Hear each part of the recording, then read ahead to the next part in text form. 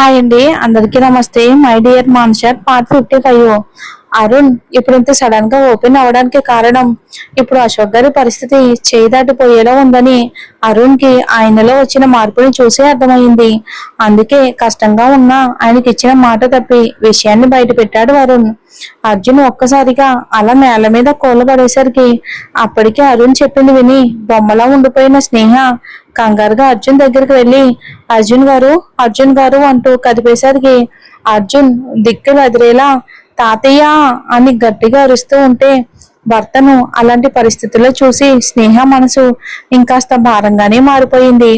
కానీ స్నేహ కష్టంగా తనని తాను కంట్రోల్ చేసుకుని అర్జున్ మొహాన్ని తన గుండెల్లోకి దాచుకుని అతని వెన్నుని నిమురుతూ, అర్జున్ గారు, తాతయ్యకి ఏం కాదు, మనందరం ఉన్నాం కదా, తాతయ్యకి ఏం కాదు, ఈ టైంలో మీరు ధైర్యంగా ఉండాలి, కానీ ఇలా డేలా పడిపోతే ఎలా అర్జున్ గారు అంటూ అర్జున్ కి ఊరటనిచ్చే ప్రయత్నం చేస్తూ ఉంది స్నేహ. కానీ అర్జున్ బాధ మాటల వల్ల తీరేదైతే కాదు కదా. క్షణ క్షణానికి అతని మనసు మరింత భారంగా మారుతూ ఉంటే ఆ బాధను భరించడం అర్జున్ వల్ల అయితే కావట్లేదు. అర్జున్ని స్నేహ గుండెలకు ఇంకాస్త తన మొహాన్ని అదిమిస్తూ మౌనంగా కన్నీళ్లు పెడుతూ ఉంటే అసలు అక్కడ ఉన్న ఎవరూ కూడా అర్జున్ని అలా చూడలేకపోయారు బాధతో. ఆ షాకింగ్ న్యూస్ విన్న గోకుల పరిస్థితి కూడా ఇంచుమించు అర్జున్ లాగానే ఉంది. చిన్నప్పటి నుండి ఎవరూ లేని తనని అర్జున్ ఆయనకి ఏమైనా అయితే అర్జున్ ఎంతగా ఎఫెక్ట్ అవుతాడో గోకులు కూడా అంతే ఎఫెక్ట్ అవుతాడు. ఆ బాధతోనే మీరాని హక్ చేసుకుని ఏడుస్తూ ఉంటే అరుణ్ వెళ్ళి అర్జున్ భుజం మీద చెయ్యేసి, రే అర్జున్, తాతయ్యకి ఆపరేషన్ చేసి ఆ ట్యూమర్ తీసే ఛాన్సెస్ ఇంకా ఉన్నాయిరా అని అనడంతో అర్జున్ కాస్త సంతోషంగా నిజమా అంటూ అరుణ్ చేతులు పట్టుకున్నాడు. అరుణ్ మాటకి సంతోషంగా గోకులు కూడా అర్జున్ పక్కకి చేరటంతో తన చుట్టూ చేరిన అందరినీ చూస్తూ, నేను కొన్నాళ్ళ క్రితం ఫారెన్ వెళ్ళింది మెడికల్ కాన్ఫరెన్స్ కోసం మాత్రమే కాదురా, అది తాతయ్య కోసం కూడా. తాతయ్య పూణే నుండి వెళ్ళిపోయాక నా దగ్గర సేవ్ చేసి పెట్టుకున్న ఆయన రిపోర్ట్స్ అన్ని కూడా తీసుకెళ్లి మా డీన్కి చూపిస్తే ఆయన ఫారెన్ లో ఇలాంటి కేసెస్ ని హ్యాండిల్ చేసి సక్సెస్ఫుల్ గా ఎన్నో సర్జరీలు చేసిన డాక్టర్ కేవిన్ పీటర్ గురించి చెప్పాడు అరుణ్. వెంటనే ఆయన గురించి పూర్తి డీటెయిల్స్ తెలుసుకుని ఆయన్ని మెయిల్ ద్వారా కాంటాక్ట్ అయ్యి తాతయ్య రిపోర్ట్స్ అన్ని ఆయనకి మెయిల్ చేసి ఏమైనా ఛాన్సెస్ ఉన్నాయేమోనని అడిగాను అర్జున్. ఆయన ఉన్న బిజీ వల్ల నా మెయిల్ చూసి నాకు రిప్లై ఇవ్వడానికి ఆయనకి చాలా టైం పట్టింది, కానీ ఛాన్స్ ఉందన్న గుడ్ న్యూస్ అయితే చెప్పారు. అది విన్న వెంటనే నేను ఆయన్ని కలిసి మాట్లాడాలి అనుకోవడం, మా డిపార్ట్మెంట్ హెడ్ తో పాటు నన్ను కూడా మెడికల్ కాన్ఫరెన్స్ కి అతను ఉన్న కంట్రీకే పంపించడం, ఇవన్నీ కూడా ఒకేసారి జరిగాయి. లక్కీగా నేను ఆయన్ని కలిసి సిచ్యువేషన్ అంతా కూడా మొత్తం దగ్గరుండి వివరించేసరికి ఇందులో కాస్త రిస్క్ ఉంది, కానీ 70% ఛాన్సెస్ ఉందని ఆయన భరోసా ఇచ్చారు ఆయన గురించి. అందుకే ఈ విషయం చెప్దామని నేను కూడా అమ్మ వాళ్ళతో ఇక్కడికి వచ్చాను. కానీ తాతయ్య పరిస్థితి చూశాక ఈ విషయం దాయటం తాతయ్య హెల్త్ కి ఏమాత్రం మంచిది కాదు అనిపించింది. అందుకే రా, ఇప్పటికీ మించిపోయింది ఏమీ లేదు అర్జున్, తాతయ్యకి ఏమీ కాదు. అరుణ్ మాటలు ఊపిరి ఆగిపోతున్న అర్జున్ ప్రాణానికి ఊపిరి పోస్తున్నట్టు అనిపిస్తూ ఉంటే సంతోషంలో కన్నీళ్లు పెట్టుకుంటూ అరుణ్ని గట్టిగా హక్ చేసుకుని, తాతయ్య తాతయ్య లేకపోతే అన్న మాట కూడా నా వల్ల కావడం లేదు అరుణ్, నా తాతయ్య ఎప్పుడు నా దగ్గరే ఉండాలి, అది నువ్వే సాధ్యమయ్యేలా చెయ్యాలి అన్నాడు బలవంతంగా నవ్వుతూ అర్జున్ బాధతో. విషయం చెప్తే అర్జున్ పరిస్థితి ఎలా ఉంటుందో ముందే ఊహించిన అరుణ్ అర్జున్ భుజం తడుతూ నన్ను నమ్ము అన్నట్టు కళ్ళార్పాడు. దాంతో అర్జున్, స్నేహ, గోకుల మనసు కాస్త తేలిక పడితే ఇదంతా విన్న పవన్, మీరాలు అశోక్ గారితో ఎంతో కొంత అటాచ్మెంట్ ఉండడంతో వాళ్ళు కూడా బాధపడుతూ ఉన్నారు ఆయన గురించి.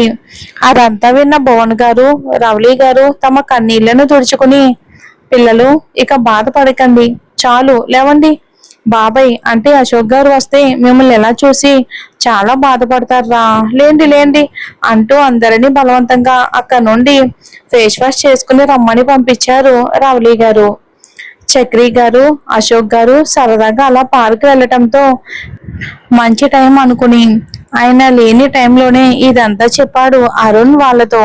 అందరూ కష్టంగా ఫేస్ వాష్ చేసుకుని వస్తే అర్జున్ మాత్రం షవర్ కింద ఒక అరగంట తన బాధనంతా కన్నీళ్ల రూపంలో తన నుండి కష్టంగా దూరం చేసుకుని అక్కడి నుండి బయటకు వచ్చి బెడ్రూమ్ లోనే ఉండిపోతే స్నేహ రవలి గారు అందరినీ బలవంతం చేయటంతో ఎలాగో 2 ముద్దలు తినేసి ఎవరి రూమ్ కి వాళ్ళు వెళ్ళిపోయారు.